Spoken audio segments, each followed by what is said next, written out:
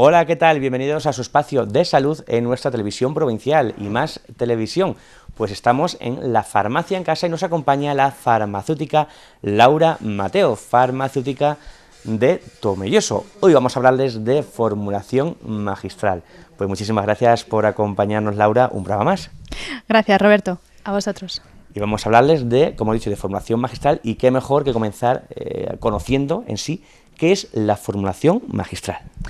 Pues la formulación magistral es la práctica más antigua, el motivo por el que nace el farmacéutico, es la elaboración de un medicamento para un paciente en concreto, para una patología en concreta, que le ha prescrito o bien su médico, un odontólogo, o un veterinario o un podólogo, que son aquellos prescriptores que pueden elegir un medicamento adaptado para un paciente en concreto. ¿Por qué hay que elaborarlo? ¿No existen ya fabricados?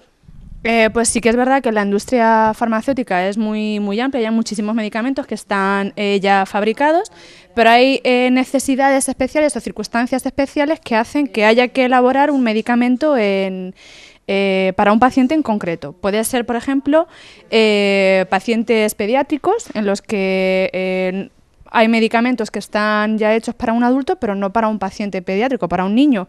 Por ejemplo, pues un omeprazol, que es bastante habitual que lo tomen los adultos, pues para un niño hay que elaborarlo. O otras circunstancias, como pueden ser en pacientes en cuidados paliativos, que suelen tener muchos problemas de deglución, no pueden tragar bien y, por ejemplo, una cápsula no la pueden tragar, en lugar de abrirla o machacar un comprimido, que la mayoría de los comprimidos no se pueden machacar, hay que elaborar un medicamento para ese paciente. O otras circunstancias, por ejemplo, es muy habitual en dermatología, porque la patología en concreto cambia. Entonces, a medida que va avanzando la patología, la enfermedad, hay que ir adaptando el medicamento a cómo se encuentra el problema en ese momento. O también en otros, porque en casos de desabastecimiento, que también es muy habitual ahora que hay muchos medicamentos que no hay, pues se estima que un 50% de los medicamentos en desabastecimiento se podrían solucionar con la formulación magistral, por ejemplo. ¿Y cuál es el proceso que se sigue? Pues el proceso, aunque lo tenemos todo muy mecanizado, pero hay que seguir varios pasos. Desde el momento en el que llega la receta, vemos qué es lo que hay que hacer. Vemos los principios activos que hay que utilizar, los excipientes, si son compatibles entre sí, qué forma farmacéutica vamos a utilizar para ello, por ejemplo, un jarabe o unas cápsulas, una pomada. Luego hay que hacerle también una entrevista al paciente para ver si tiene alguna intolerancia. Por ejemplo, imagínate que es intolerante a la lactosa, no podremos utilizar ese excipiente a la hora de elaborar el medicamento. O, por ejemplo, las preferencias en sabor, yo qué sé, se pueden adaptar los sabores también para un jarabe de omeprazol. Imagínate que al niño no le gusta la fresa, pues hay que cambiar otro sabor. Una vez que ya hemos hecho una entrevista con el paciente y vemos cómo lo vamos a hacer, nos metemos al laboratorio y hay que tenerlo todo muy bien documentado.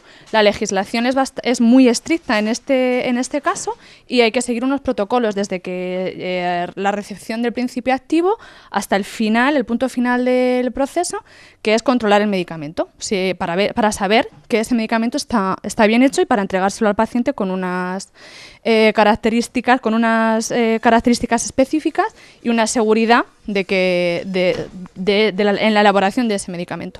Laura, no sé si es frecuente que os pidan fórmulas magistrales. ¿Nos puedes también poner algún ejemplo? Pues es verdad que la formulación magistral ha estado bastante en desuso, pero cada vez más se tiende a individualizar el tratamiento al paciente en concreto y para eso está la formulación magistral. Es un medicamento para un paciente, es el medicamento el que se adapta al paciente y no el paciente el que se adapta al medicamento. Hay asociaciones como la SEMI, por ejemplo, que es la Sociedad Española de Medicamento Individualizado, que está haciendo un trabajo de documentación, de formación a los prescriptores, que también está haciendo que ese aumento, el aumento de la formulación magistral, pues vaya creciendo. Ejemplos, pues, por ejemplo, tenemos un caso muy concreto en el que los padres son unos amigos ya,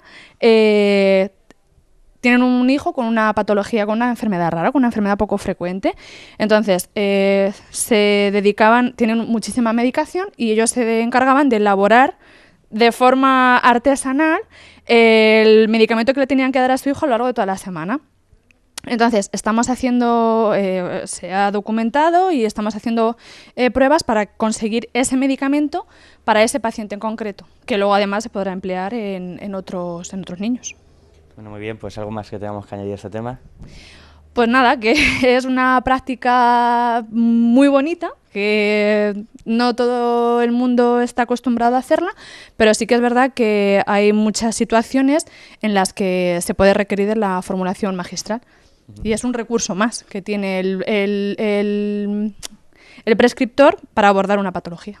Bueno, pues farmacéutica Laura Mateo, muchísimas gracias, un placer y nos vemos muy pronto. Gracias a vosotros.